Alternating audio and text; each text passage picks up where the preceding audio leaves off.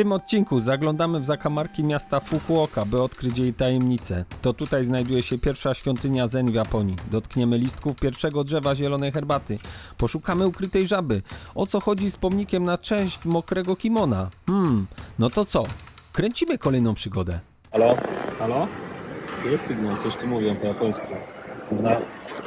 Wow, ale pojadłem, smakowało mi bardzo. Nie zjadłem do końca tego ryżu. Zrozumiałem, co ten pan miał na myśli, jak mi tak pokazywał. To chodziło o to, czy chcę po prostu kopę ryżu za 20 zł. Słuchajcie, za 20 zł i nie robią kasy na napojach. Nauczyłem się nowej sentencji. Totemo kirimimashita arigato gozaimasu. Czyli smakowało mi bardzo. Dziękuję bardzo. Bardzo mi smakowało, tak. Dobra. Cukier za chwilę uderzy i lecimy w głąb Fukuoki. Jakby ktoś był zainteresowany, ile kosztują tutaj papierosy. 100 jenów to jest 2,5 zł, czyli 10, tak? 10 zł, 11. Prawie wszystkie, no może te 12 jakieś z górnej półki. Są jeszcze nawet papierosy za 5 zł. A to są chyba połówki. Ten porządek, który panuje tutaj wszędzie. Zobaczcie. I te dostawy są tu robione. Coś poczytałem, że one są dostawy robione z bardzo jakichś takich z innej strony. Nie tak jak u nas, że jest duża hurtownia, która miażdży konkurencję, tylko to są lokalni dostawcy właśnie w takich małych autkach. I to nie tylko tutaj, chociaż to jest duże miasto Fukuoka, 1,5 miliona mieszkańców. Cała prefektura liczy ponad 5 milionów 100 tysięcy mieszkańców. I są robione, to jest jedno z większych takich samochodów, ale zobaczcie, no na polskie warunki to jest jakaś taka popierdółka, a nie dostawczak. Jest to ciekawe zjawisko, jeżeli są bezpośrednio dostawy robione z pominięciem, w ogóle nie wykorzystaniem dużych firm. Zobaczcie, taryfa i w środku pan nawet ma czapkę, to tak jak w środkach komunikacji miejskiej, nie wiem, czy to jest prywatna, czy jaka, jest ubrany białą koszulę, białe rękawiczki, tutaj w transporcie tak kierowcy są ubrani, no klasa. Muszę sobie kupić taką koszulkę I Love Japan, bo cały czas mi się to ciśnie na usta, jak każdy mi się gdzieś tam kłania i jest po prostu tak super uprzejmy. Jestem cały podekscytowany, pomimo że już jestem tutaj 5. dzień. Ta ekscytacja nie mija, mało tego, jest nawet chęć głębszego poznania tutejszego regionu. Nawet się zastanawiam, czy nie skupić się bardziej na mniejszych fragmentach, niż tak jechać przez pół Japonii aż do Tokio. Chociaż to Tokio, no nie powiem, no kusi mnie. Dwa miasta na świecie, które mnie bardzo kuszą, do których bardzo chciałbym jechać, to jest Tokio i Nowy Jork. Reszta mnie nie za bardzo interesuje, bo to, co miałem widzieć, to już widziałem, ale ogólnie miasta mnie tak nie kręcą. Kręci mnie życie na wsi, tam gdzie są starsi ludzie, gdzie mogą powiedzieć jakieś ciekawe historie, ale Tokio, no chyba sobie nie podaruję, chyba trzeba będzie tam zawitać. Tu jeszcze chciałem wam pokazać stację benzynową. Tak się zastanawiałem, co to w ogóle wisi, a to wiszą pistolety od paliwa, od góry. Ale no a jak to od góry? A żeby nie zajmowało miejsca, dystrybutor, żeby tutaj było bezpiecznie, żeby nie najechać, to się ściąga w dół i się nalewa paliwo. Niebywałe. Ale tu jest ciekawa też sprawa, zobaczcie, samochód i na dole, i u góry. Ciekawe jednostki. Co to za marka? PAO. Tutaj też jest PAO. A, Nissan. Do środka. Duży zegar jak w Mini. A radio na kasety. Ho. I automatyczna skrzynia. To ile to lat ma? Tyle. No wygląda jak co najmniej w latach 70. A już automatyczna skrzynia biegów. Lusterka takie dziwnie zamontowane. Aha, czyli że ten słupek nie przysłania lusterka. Oj, popielniczka. Znajdujemy się przy grobowcu Nureginu, co oznacza dosłownie mokre kimono. Legenda głosi, że w VIII wieku, za czasów panowania cesarza Shomu, pewien pan nazwiskiem Sane przybył tutaj z Kyoto i został gubernatorem. Przybył on razem ze swoją córką i z drugą żoną. Druga żona była tak potwornie zazdrosna o wspaniałą urodę córki, że postanowiła się zemścić. Udała się do pobliskiej wioski rybackiej i kupiła jeszcze mokre kimono od lokalnego rybaka. Powiesiła to kimono w sypialni, po czym jak wrócił mąż i zobaczył, zapytał się żony, co się dzieje. Ona stwierdziła, że córka ma prawdopodobnie romans z rybakiem. Z wściekłości ojciec wpadł do pokoju w czasie snu córki i ją zabił. Rok później we śnie córka nawiedziła Sanę i zrozumiał, że była niewinna. Ze swojej rozpaczy i z niemożności wybaczenia sobie porzucił wszystko, udał się do odległej świątyni i został do końca życia mnichem. Po dziś dzień mokre kimono w Japonii oznacza fałszywe oskarżenie lub wrobienie kogoś. Koty tutaj słychać w tym wiosennym czasie wszędzie. Udajemy się teraz do największej świątyni zen w Japonii. Nazywa się Shofuku-ji i jest tutaj, w Fukuoce. Sprawdźmy to. W sercu Fukuoki, w dzielnicy Hakata, znajduje się miejsce, które choć skromne w formie, ma ogromne znaczenie dla japońskiej duchowości. To świątynia Shofuku-ji. Przekraczając bramę, dostrzegamy kaligrafię cesarza Gotoby z napisem Pierwsza jaskinia zen w Japonii. To nie tylko ozdoba, to świadectwo cesarskiego uznania dla nowego nurtu buddyzmu. To tutaj w 1195 roku niejaki mnich Eisai założył pierwszą w Japonii świątynię zen, wprowadzając nową ścieżkę medytacji i dyscypliny.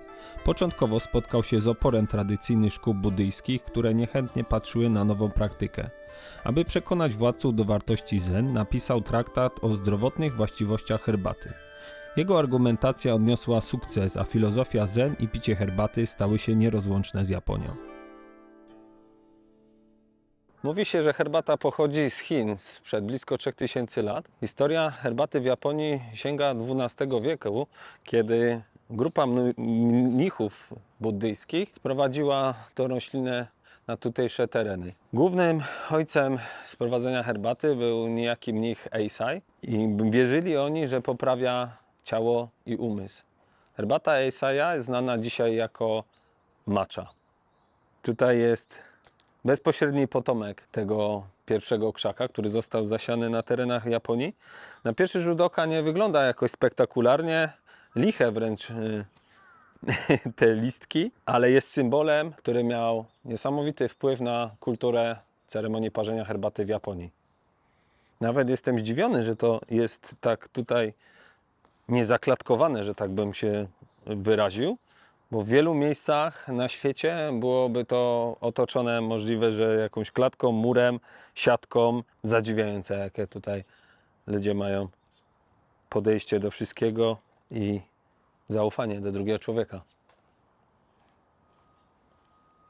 Spacerując po terenie świątyni mijamy Butsuden, główną halę, w której wnętrzu znajduje się drewniana statua historycznego Buddy otoczona złotymi posągami. W ogólnej tradycji buddyjskiej obecność 3 posągów może symbolizować 3 ciała Buddy. Ciało prawdy, ciało błogości i ciało przejawienia. Jak również 3 posągi mogą reprezentować przeszłego, obecnego i przyszłego Buddę. Interesującym elementem są mury Hakata Bay, zbudowane z gruzu i dachówek pozostałych po bitwach klanów w XVI wieku. Te unikalne ściany przypominają o burzliwej historii regionu i zaradności jego mieszkańców. Choć budynki były wielokrotnie niszczone i odbudowywane, duch miejsca pozostał niezmienny. Dziś w cieniu wiekowych drzew świątynia Shofuku-ji oferuje chwilę wytchnienia od zgiełku miasta. To przestrzeń, gdzie historia, kultura i duchowość splatają się w harmonijną całość, zapraszając każdego do refleksji i zanurzenia się w głębi zen. Przechodzę przez bramę, która znajduje się na tyłach świątyni i wkraczam na teren cmentarza. Ścieżka przede mną jest wysypana drobnym żwirem, który cicho chrzęści pod stopami.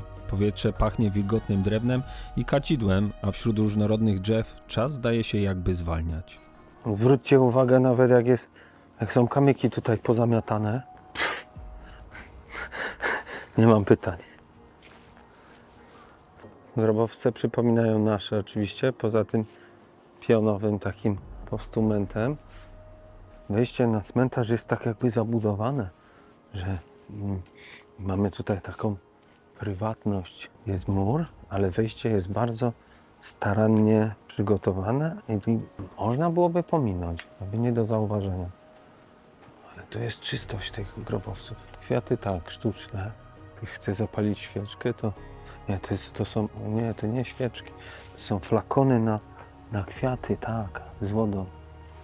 Tutaj mamy tego przykład. Tu są świeże kwiaty wsadzone do tych wazonów. Tak samo i tutaj. Na kilku tylko grobowcach były sztuczne. Reszta to są świeże kwiaty. Zawsze mnie fascynują cmentarze, bo w każdym kraju jest troszeczkę inaczej. Zastanawiam mnie, kiedy mają święto zmarłych. Pytań jest mnóstwo, jakie się nasuwają, ale to przy każdej podróży. Każdy może skorzystać z takiego kącika do ogarnienia grobu. Idealny pomysł, moim zdaniem, trzeba by to pokazać na polskich cmentarzach komunalnych.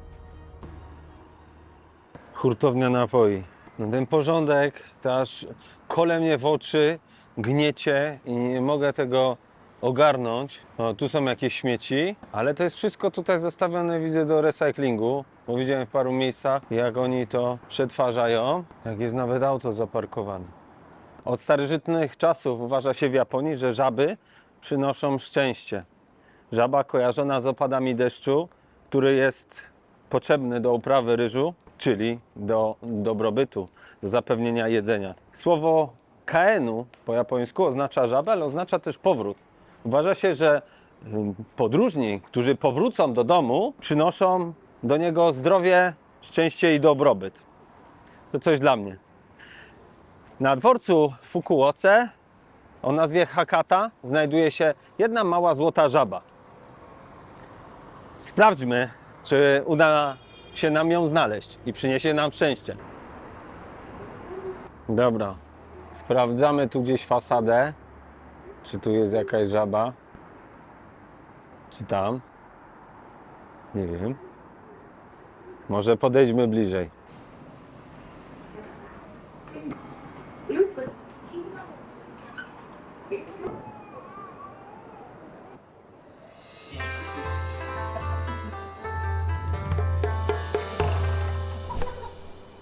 Arigato gozaimasu.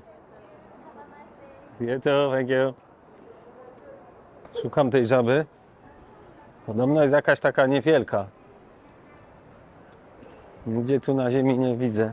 Spora ta stacja, ogromna, więc będzie trochę szukania na pewno, ale mamy czas. Dzisiaj taki spokojny dzionek, wyszedłem, miałem w ogóle nie vlogować, miałem nie robić, miałem odpocząć, miałem spać, głowa mnie bolała rano.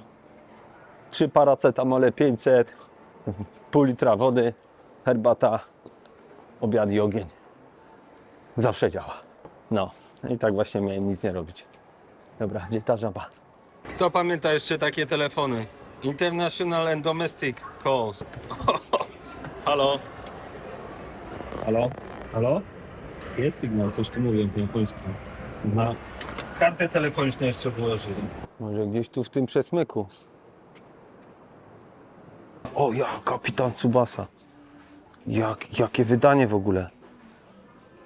Wow. Mnóstwo ludzi się tu przemieszcza. Nie wiadomo też na którym piętrze to trzeba szukać. Szukałem gdzieś w różnych miejscach, u góry, na dole. Trochę schodzi, no ale szczęścia trzeba poszukać.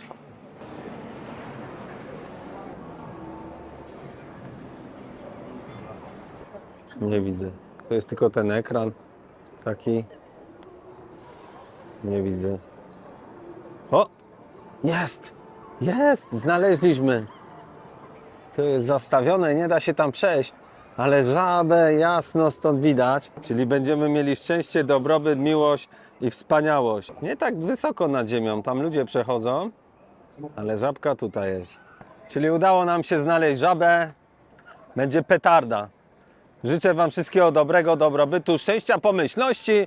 Niech Wam ciocia ciasto zagości. A, plotę 3 po 3, cukier spada albo się wznosi. Dlaczego ta żaba jest trochę wyżej ulokowana. Czasem warto podnieść głowę, popatrzeć w niebo i pomarzyć. Dzięki, to był Michał Rusin solo po planecie. Tyle na dzisiaj z Fukuoki. Mam nadzieję, że Wam się podobało. Proszę zostawcie komentarz, lajka albo przesłać komuś linka do tego filmu. I do zobaczenia w następnym odcinku z Japonii. Cześć!